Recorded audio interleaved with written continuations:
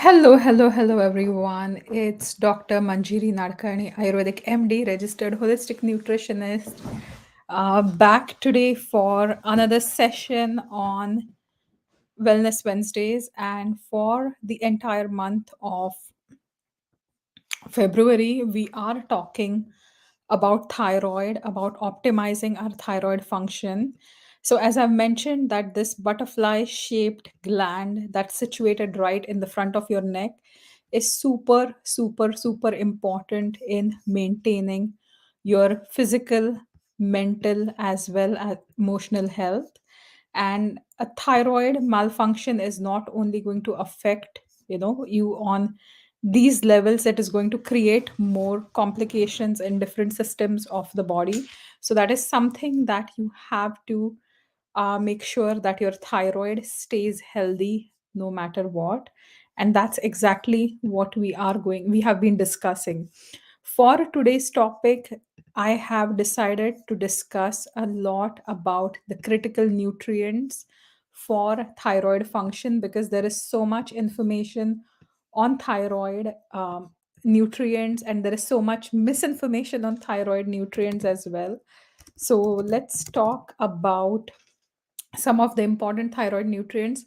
If you are watching this live, say a quick hi. Uh, if you are watching this as a replay, you can post any questions later on too. And just give me a hi, even if you watch it later on. And if you are watching this live, let me know, are you taking any specific supplements, or are you eating certain foods that contain specific nutrients to support your thyroid?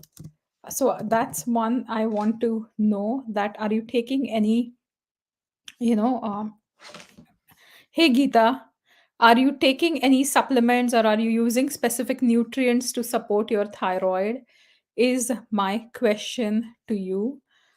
So let me know if you are taking any supplements for your thyroid.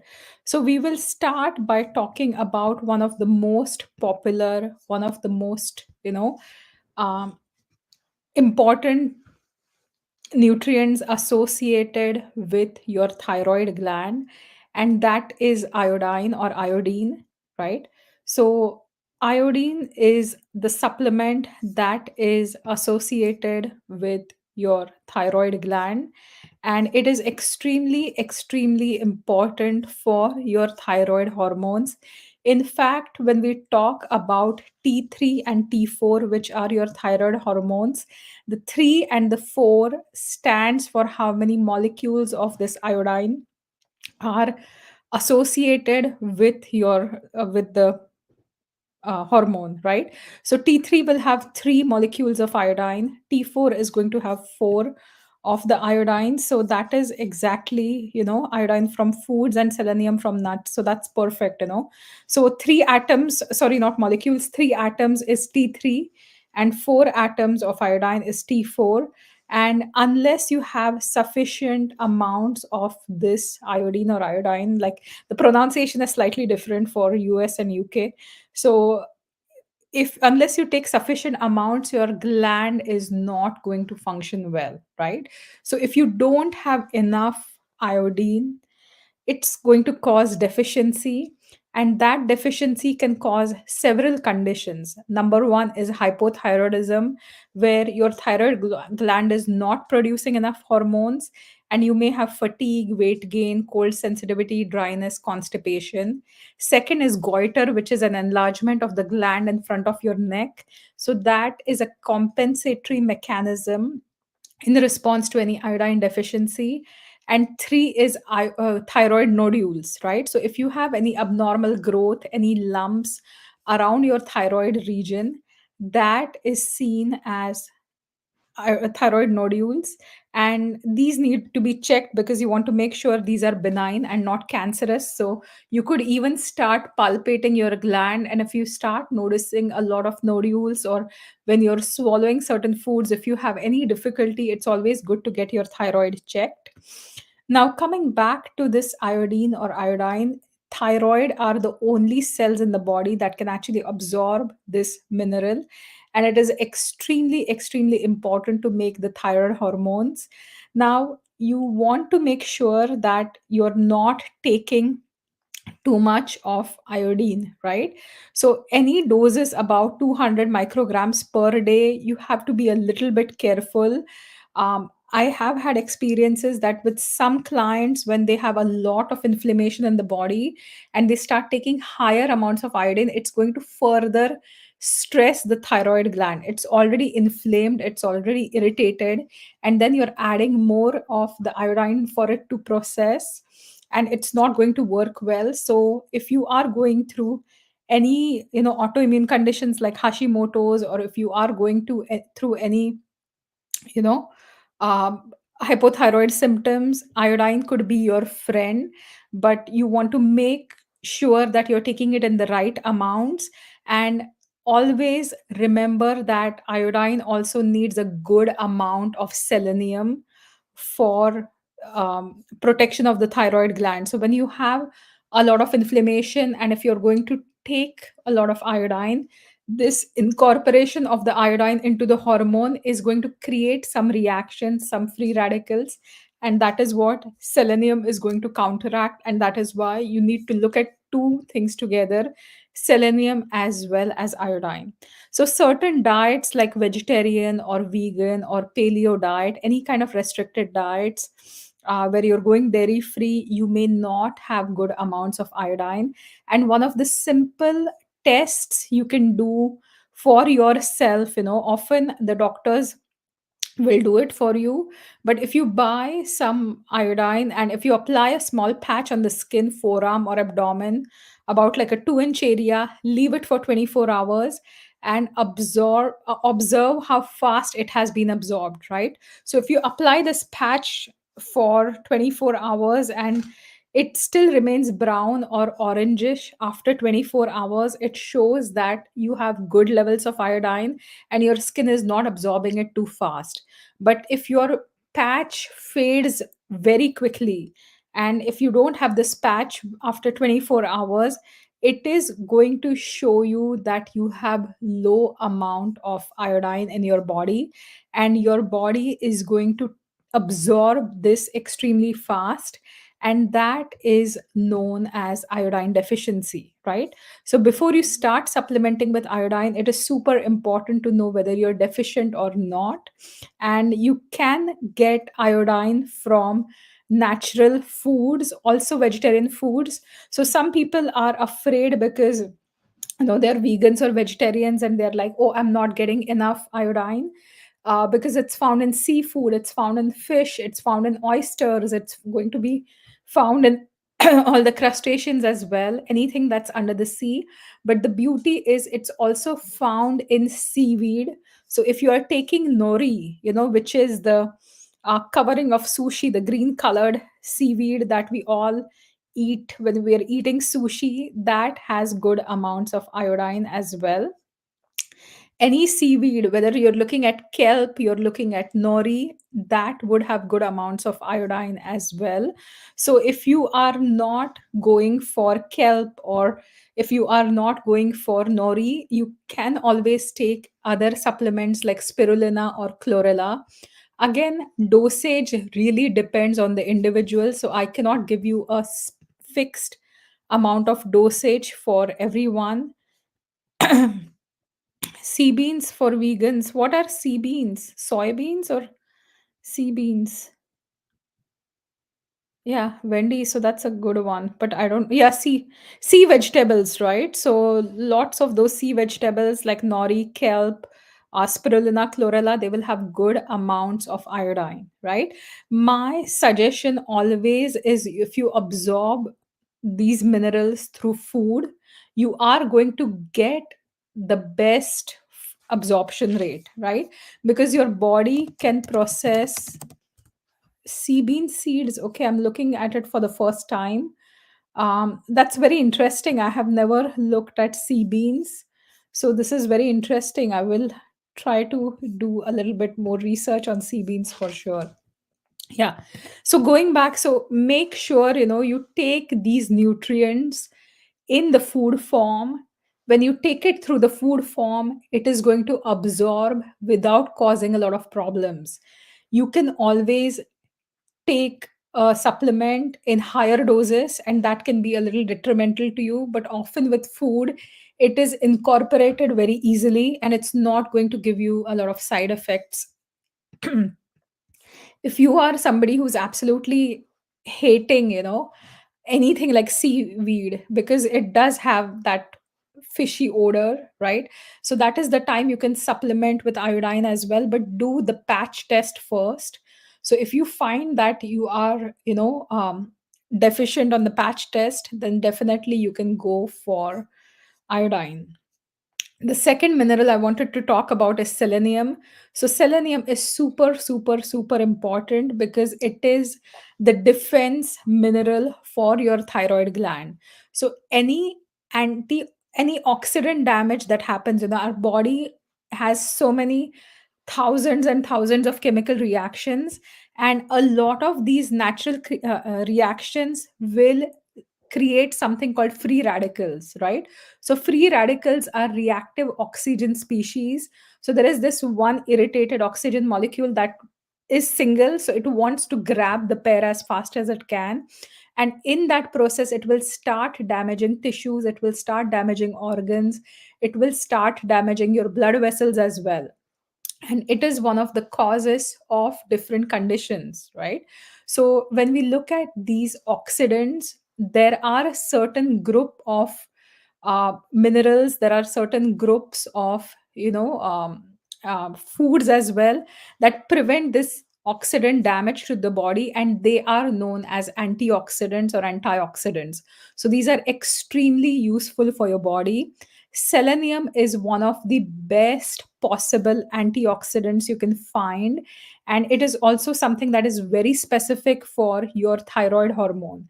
So if you have a selenium deficiency, it will impair your thyroid hormone metabolism by inhibiting the enzymes that are converting the inactive T4 into the active T3, right? So unless you have good amounts of selenium, your T4 is not getting converted into T3, and no matter how much T4 you have, it's inactive, it's not going to help you. So you want to have good amounts of this selenium, and there are several foods like muscle meats, grains, dairy products will contain selenium. But one of the best things that has selenium, one of the best sources of selenium are Brazil nuts. And even if you have 3 Brazil nuts every single day, you are going to have sufficient amounts of selenium in your diet. Now, this selenium is a super, super, super powerful antioxidant, and it is way more powerful than vitamin C, vitamin E, even vitamin A, if you look at it from an antioxidant potential, right?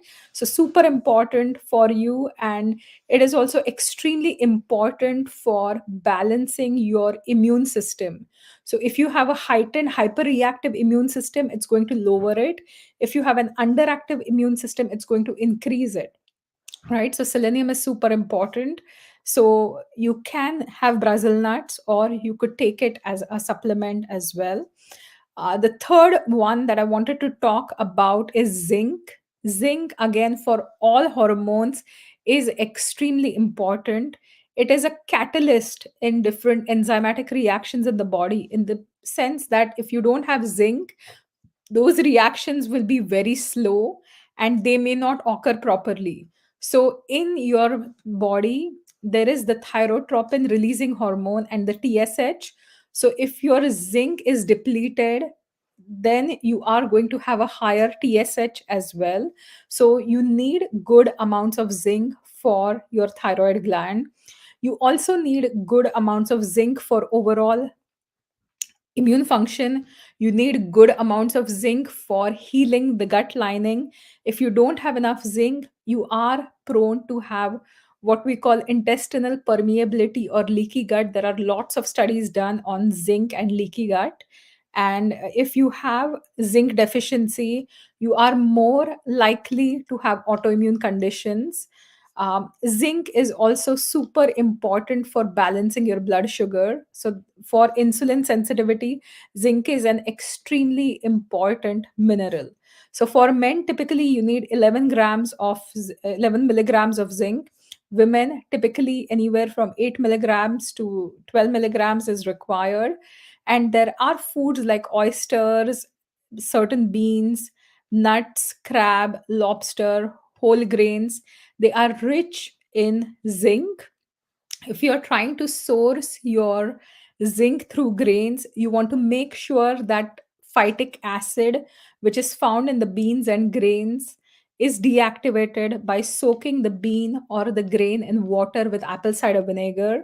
So that is when the phytic acid can be deactivated and you can absorb your zinc. The other option is to get some really good pumpkin seeds, right? So pumpkin seeds are one of my favorite seeds. Pumpkin seeds are a really good source of zinc, and they're also a good source of protein and healthy fats. And having these low inflammatory pumpkin seeds in your diet on a daily basis can also serve to protect your thyroid gland. So that was our number three ingredient. So we've talked so far about iodine, we've talked so far about selenium, we've also talked about zinc. Now, the fourth one is something that is extremely common. So that's magnesium. Magnesium is a cofactor in over 300 enzymes, and you will require it for everything in the body, whether it's protein synthesis, muscle, nerve function, pretty much everything. But you also require magnesium to convert the inactive T4 to active T3, right? So if you don't have good amounts of magnesium, similar to selenium, you are not going to be able to convert T4 into T3. And without the T3, your body is not going to function well. Your body, the receptors are not going to function well, right? So definitely magnesium is a supplement to go for, because we have observed in practice, we have observed when we do live blood microscopy that almost every person that we see has depleted levels of magnesium. One of the best absorbed magnesiums you can find is magnesium glycinate or bisglycinate. And if you are in Sarnia, you can always drop into Blue Water Nutrition and check out some of the supplements that we have, especially when it comes to magnesium, right? So, magnesium, again, extremely, extremely, extremely important. Now, I've talked about four. The fifth one is vitamin D, and vitamin D3 is the form to take. It is a fat soluble vitamin. Again, in my opinion, D3 in Canada, everybody should be taking right now, whether you're going for a walk outside or not going for a walk outside. It's still too cold. We are still covered up completely, and we are deficient in vitamin D. Vitamin D is something that is important for all the communication and signaling in the body. So if you do not have good amounts of vitamin 3, all your signalings in the body are going to be slightly wonky.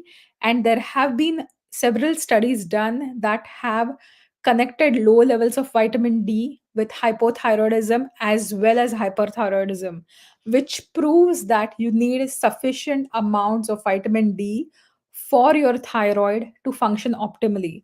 So if you have low or high, that's due to a deficiency. If you have good amounts of vitamin D, that's going to keep your thyroid gland really happy and your overall body extremely happy. Vitamin D, they are looking at research that it almost works like a hormone in the body, and it works fantastic in lowering the inflammation, preventing cancer as well. So super, super, super critical nutrient for your thyroid. You can start supplementing with 1,000 international units of vitamin D or more. So the required dietary allowance is going to be 1,000, but easily 5,000 to 10,000 you can take per day. Especially during the cold weather, or if you live in a country where you're not seeing much of the sun, or if you see the sun but you watch it from the window and don't go out, so that's one thing that you need to make sure your body is exposed to the sun to be able to benefit from vitamin D and absorb this vitamin D.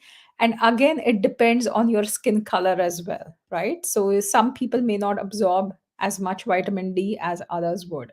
Now, let's talk about another super critical nutrient that is required for your thyroid gland, and that is vitamin A. Vitamin A or retinol is a group of unsaturated compounds that will support your vision, that will support your immune system, and that are also supporting anti inflammatory responses in the body. What most people don't know is vitamin A thyroid hormone receptors, and it will also regulate your T cells and B cells, which are the ones that reduce the inflammatory response in the body. Now, vitamin A is different from beta carotene, right? So, vitamin A is a fat soluble vitamin, while beta carotene are pigments that are super important. They also have a lot of antioxidant potential similar to vitamin A. You have to convert these beta carotenes into your body to become vitamin A. And if you have certain enzymatic deficiencies, the conversion is not going to happen well. Right. So even if you're eating lots of, foods that contain beta carotene, you'll find it in carrots, you'll find it in orange colored squashes like pumpkin or butternut squash, you'll find it in sweet potatoes, you'll find beta carotene in different leafy greens like spinach and kale, but the conversion may not happen that easily. So, for optimal thyroid function, you want the vitamin A retinol form for a potent and anti inflammatory action, much more than beta carotene. The conversion of beta carotene to vitamin A, you require 6 times more beta carotene for it to convert into vitamin A. So, you have to eat like a ton of carrots or a ton of squashes, or have just a lot of leafy vegetables. So that much beta carotene you will require for it to convert into vitamin A, right? One of my favorite foods that contains vitamin A, um, and that can be easily accessed, is ghee. So even if you are a vegetarian, even if you're a vegan, you will find vitamin A in dairy, you will find it in some organ meats. But one of the best sources of vitamin A that is also going to nourish your thyroid, that is also going to nourish your entire body, is ghee or clarified butter. And in Ayurveda, we talk about the importance of ghee in lowering your inflammatory processes, which create a lot of fire in the system. And this is known as the pitta pacifying action of ghee. So, I would urge everyone, if you are having a lot of struggle with your thyroid, or if you are having any problems with your vision, if you are having any problems with your skin, ghee, at least 1 teaspoon 3 times a day, is going to be really, really good for you. And because this ghee is free from the proteins in the milk, whey and casein, it is also suitable for people who are intolerant to the milk proteins, and it is also suitable for people who are lactose intolerant because it does not contain any lactose, right? So for those who are watching live, I want to know, which nutrient did you not know about before this talk as a thyroid supporting nutrient? So that's my question for you. Which of the nutrients I've discussed today? So we have discussed iodine, we have discussed selenium, we've talked about zinc, we've talked about magnesium, we have talked about vitamins A as well as D3, and specifically the vitamin A, and the form is called retinol, not the beta carotene form, which requires conversion in the body. So, those are the 6 supercritical nutrients for your thyroid function that we've talked about. So, Wendy, it is perfect to cook with ghee, but you want to make sure you have good amounts. And because it's a saturated fat, it can take higher temperatures for sure. Um, so, you're perfectly fine, but I would urge not to burn it. Don't cook anything at too higher temperatures. A lot of the fats get oxidized, but if you're cooking with ghee on a moderate heat, that is perfect, right? So, Ghee is very easy to incorporate in your diet. You can cook with it. You can use it in place of butter on your, toast or gluten-free toast. You can add it into your oatmeal. You can add it into your sweet potato porridge, like whatever you're eating. You can just add a teaspoon of ghee.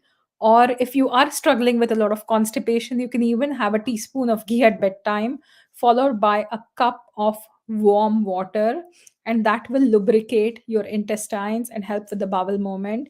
And this remedy also works for people having leaky gut, so it will lubricate your intestines but also help heal the intestines, because ghee also contains butyrate or butyric acid. So that's also one more tip for you. So thank you everyone for watching. Stay tuned. I will be back next week for another session on Wellness Wednesday. We have changed the timings at 7 o'clock on Wednesdays for this session. So from you, I want to know if 7 p.m. works better or 12 p.m. in the afternoon works better. I'm still trying to play with the timings.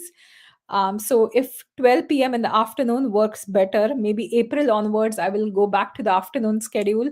But if you like having these sessions at 7 o'clock in the evening when you're done with all your work, I will continue with the 7 p.m. session. So Wendy says 7 p.m. Geeta, what do you think? 7 p.m. or 12? And we have a few more viewers here. So if you can tell me if 7 p.m. works better for you or 12 p.m. I'm still trying to, schedule the time. So yeah, so next session we are going to discuss more information on thyroid. If you go to my page, Manjiri Ayurveda, you will find a lot more information on thyroid. If you just scroll up to the videos, you can see all the replays of the live sessions that you could have missed just by clicking the videos right there. And there are over 200 videos on Facebook or even on my YouTube channel, that is Manjiri Ayurveda. If there are specific topics you want me to talk about, you can also comment on those in the post here, and let me know which ones you want me to discuss more on. So, thank you, everyone. Have a wonderful day or a wonderful evening to whatever is left of the evening. And have a good evening, have a good night. And I will see you next Wednesday, 7 p.m. Bye for now.